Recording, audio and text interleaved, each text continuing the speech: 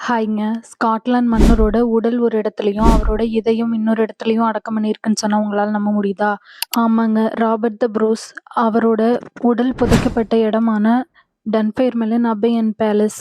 அதுக்கு தாங்க இன்னைக்கு நம்ம வந்திருக்கோம். இவரு தான் ஸ்காட்லாந்து ஆண்ட நீண்ட கால மன்னர் அப்படின்னு சொல்லப்படுதுங்க.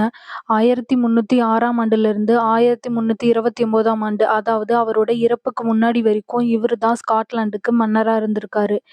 இவரு இங்கிலாந்த எதிர்த்து ஸ்காட்லாந்துக்காக 6 முறை போர் செஞ்சு 7வது முறையா வின் பண்ணி சுதந்திரம் வாங்கி கொடுத்திருக்காரு. இந்த இடத்தோட மர்மம் என்னன்னா, இவர் இறந்து இவரோட உடல் இங்க புதைக்கப்பட்டதுக்கு அப்புறம் மண்ணுக்கடியில நல்லா புதைஞ்சிருச்சுங்க.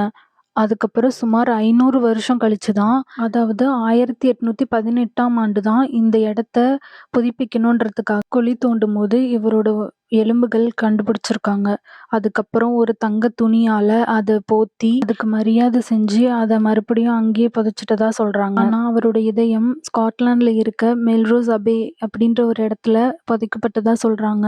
இது வெறும் கல்லறை மட்டும் இல்லை, இந்த இடத்துல தான் மன்னர் குடும்பங்கள் பலர் வாழ்ந்திருக்காங்க. அது மட்டும் இல்ல, ஸ்காட்லாந்துல பிறந்த கடைசி மன்னரான த கிங் சார்லஸ் I அவங்களோட பிறந்த இடமும் இதுதான்.